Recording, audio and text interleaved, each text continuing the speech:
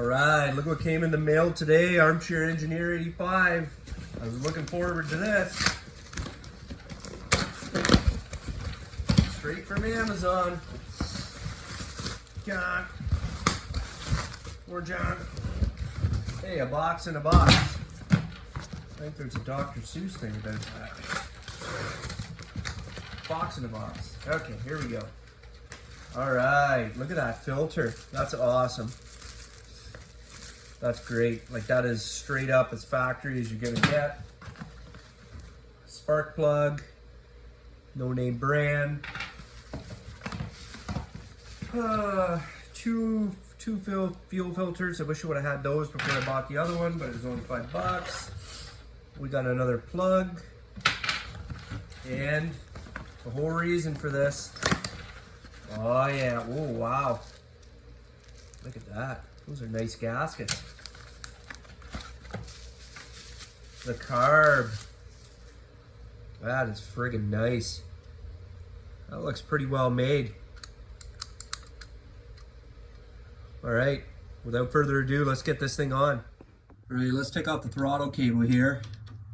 We did such a good job at getting it to the tension that we needed, and now we gotta take it off, but oh well. Okay, that's off. Just put it out of the way. I guess we'll get the fuel. Oh, I think I left that loose from before. Yep. Get the fuel line off. Just show you guys there. Yep, fuel line goes in there. It'll have some residual fuel, so I'm just gonna try and prop it out of the way. Okay, now down here I got this connector here that I want to get off for the carburetor. A little solenoid actuator. All right, it's off. Excuse me. So I think what I'm gonna do is I've got my governor right back here. I don't know if you guys can see it. I got my governor and it goes up here. And what I'm gonna do, my governor arm, what I'm gonna do is it's hooked in there, and I think I guess I'll try it with some pliers here. I don't want to damage it. Maybe I can get it off. It'd be nice if I could. I know you guys can't really see it that well. Come on, without wrecking the arm. I don't think I'm gonna do that.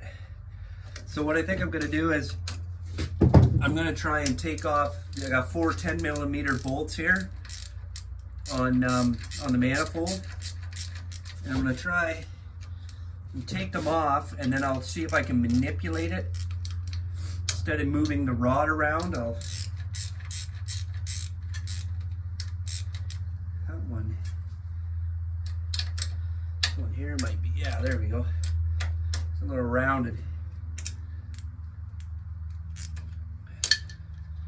All right, so I'm gonna do these two and then these two, and then I'll have the camera rolling here and I'll see if I can manipulate it and get the rod out without bending it. All right, here we go. So this whole plastic piece here, there's a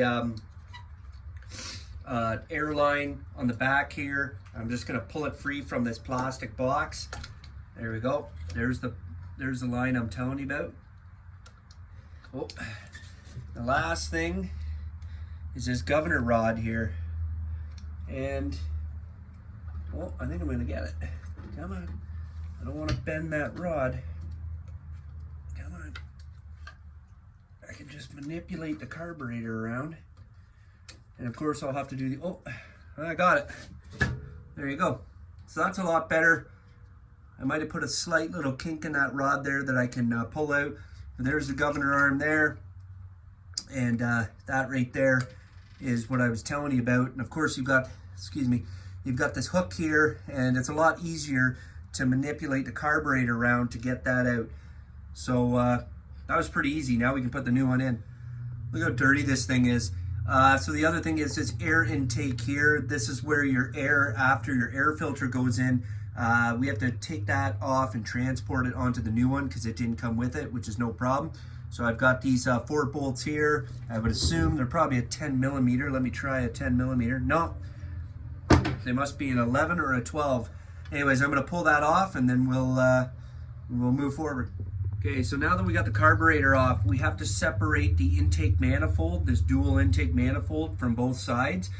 as you can see here on the intake manifold, there is this linkage actuator. This is for our choke. That's what actuates our choke when we pull the cable. And we have this rod here. So we're going to do the same thing that we did on the governor arm.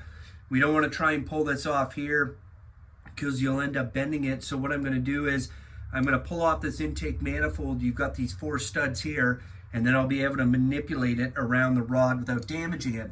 Now these studs here are kind of funny. They're internal Torx. So I have one, and it's an E8, just so you guys know. So I'm going to loosen all 4 of these and manipulate the old carburetor around here to get the actuator arm off. Okay, so I got my carb here off. I got the new gasket on here, and I transported the 4 studs over to here. Here's my intake manifold. I cleaned it off a little bit.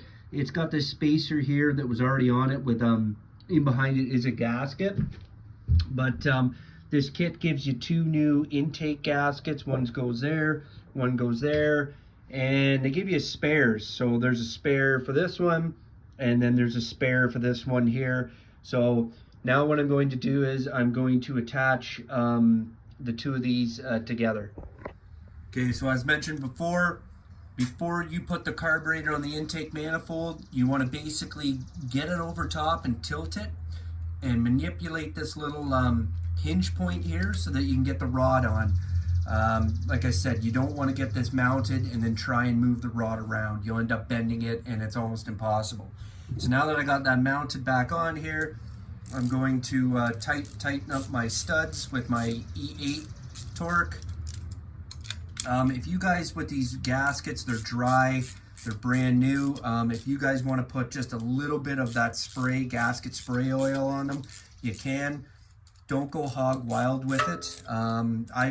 Anytime I've used too much, and it doesn't take much to use too much, I found that they haven't sealed, and I've had vacuum leaks.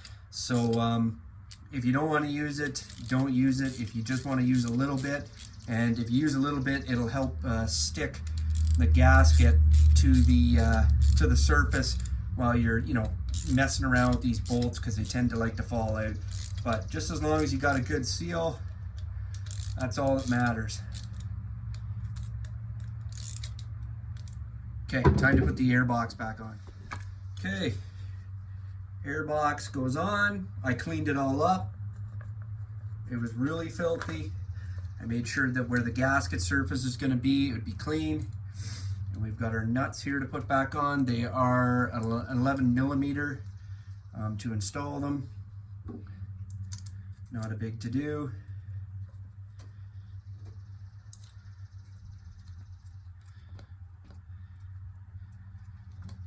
All right, I'm going to tighten these down. 1, 2, 3, 4. Okay, what the hell? I figured since I talked about it, I'd show you guys. Here's some Permatex high-tack spray gasket. I'm going to show you guys exactly what I mean when I just say, just give it a nice little spray. That's all I like to do. Flip it over, flip both over, and just, that's it.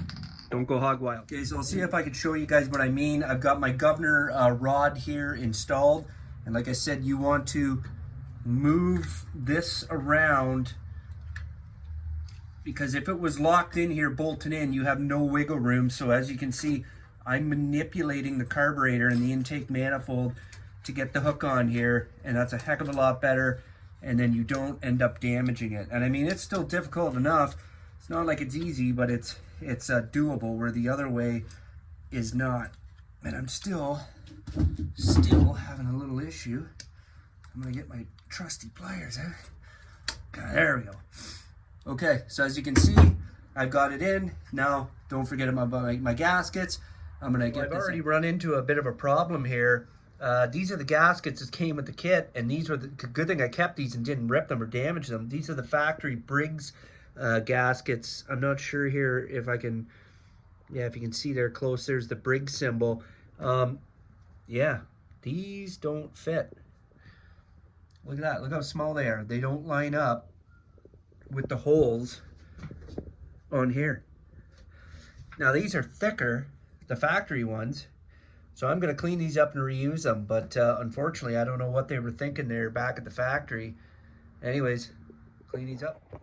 Okay, so I got my choke cable. I went ahead and I retightened it. I put my fuel line on here, and I've got both manifolds secured, and you can see the gaskets right there. They're like a thicker plastic. They're probably actually a lot better.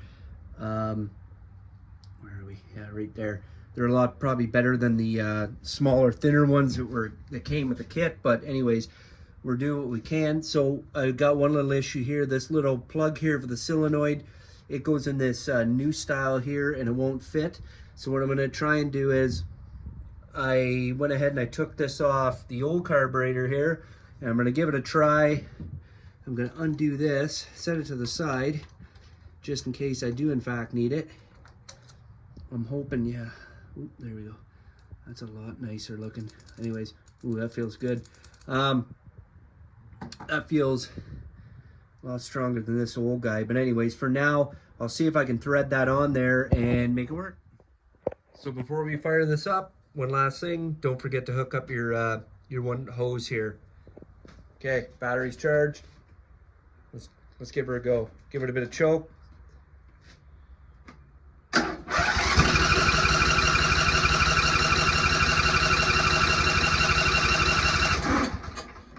Let's try it without choke.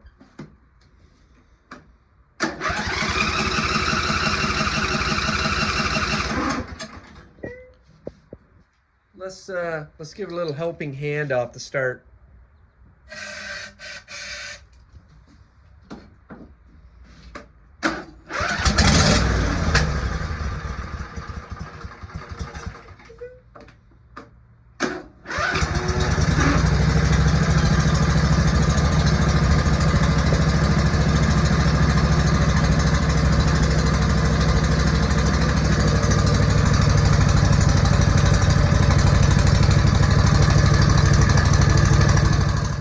So there's a little gas leak there. I tightened up the hoses, and let's go again. This time no starting fluid, or excuse me, carb cleaner. Let's go.